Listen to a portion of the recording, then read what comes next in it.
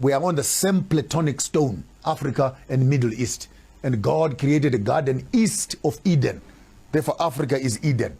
We need to decolonize this Jesus story and throw away a white Jesus with his idols. I don't believe in a white movie star from Hollywood who is supposed to have come around and saved me from my sins. How can a white boy with blue eyes die for Africans when they cannot even share land with us? Show me one white man who has died for a black man. Show me one white man. 25 million people dead in the sea on their way to America for slavery. 15 million people dead in Congo. 25 plus 15, 40 million plus people dead. And all their blood means nothing except the blood of a white boy. If you are going to do theology, do it correctly. Do it correctly. And give me an option.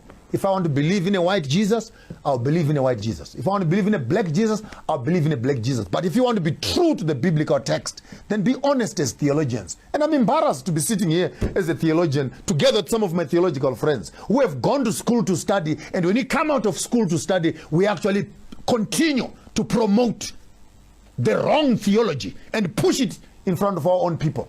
We have become the colonizers ourselves, Uncle Toms, who are sitting on the conscience of our people. Which is wrong. Which is wrong. How do you sleep at night taking money from widows and orphans? How do you sleep at night taking money from people who cannot afford food and bread because Jesus will bless them? For the past 15 years they've been giving their offerings to you and their lives have not changed. What is the problem? Because you don't have faith. You don't have faith. When I'm fundis, do you have faith in collecting money from us? So we need to understand and deconstruct the whole picture and ideology of this white Messiah. And as long as we worship a white Messiah, my submission to you is that we are not worshiping the truth of the text. This is an academic exercise we're doing here. If you want to be true to the text, please, I bought a can of Coke. Can I drink the Coke? Can I drink the Coke? Don't tell me just drink as long as you are drinking. I said I want Coke. Therefore, remove the unnecessary iconography. You know, I admire this guy who is called Josuah Maponga. Is it Joshua Maponga? This Maponga guy who used to be an SDA, who is having his video recordings on the internet. As a Pan-Africanist, I admire him. Oh, yeah. He has got very sound arguments and very sound observations on what is wrong with African communities and African people. Yes. The inferiority complex that we have as Africans, in which we don't want to speak our own language. Yes. We want to associate with Europe and the West. Everyone who is regarded as successful, he is supposed to be either based in Europe or America or connected to those that are based in Europe and America. Our children, our parents, our ancestors, our grandfathers and grandmothers, they had ways by which they would examine our daughters. Yes. To make sure that they have not lost their virginity. And if you go to places like Malawi, they do the Chinamwari initiation programs. Anybody who says he is now civilized to the extent of disregarding those practices, he has also been genetically modified mentally. And if you hear people arguing about it, most of them, they didn't have their virginity when they got married. They are now hiding behind civilization to say no parent should examine their child to see if they are still virgins or not. Yes. So we are bringing people to argue and to give us their idea on what they think. Should we examine our daughters to see if they are still virgins or not? And instead of bringing proper people, we are bringing whores and prostitutes to argue. Yes. Paari kuramba kuti vanasikana ngavarege kupota vachitariswa kuti vachiri mhandara here. Ari kudaro nekuti iye akarorwa asi pamwe anatozororwa. Ijoki iri harinambobvira rakazi kana akaribvisa mumhandara harichaziva izvezvi. Yes. And do you know why our parents insisted on preserving, monitoring their daughters, that they should not lose their virginity? If a daughter is married with her virginity, it's difficult for her to say, I no longer want to stay with this husband, because she will be thinking and considering a lot of other things, among which is the issue of, I can't walk away from the man to whom I lost my virginity, because if I find another man, he is not going to respect me because he didn't find me a virgin. Yes. Let me fight to protect my marriage, because I only have one husband who knows me for sure. I was not a bed hopper. Yes. You get what I'm saying? Yes. Yes. So I love the men's arguments. I sometimes watch these videos. This Maponga guy is a Zimbabwean. But where he is wrong is when he starts to talk about God. Yes. He talks about decolonizing Christianity.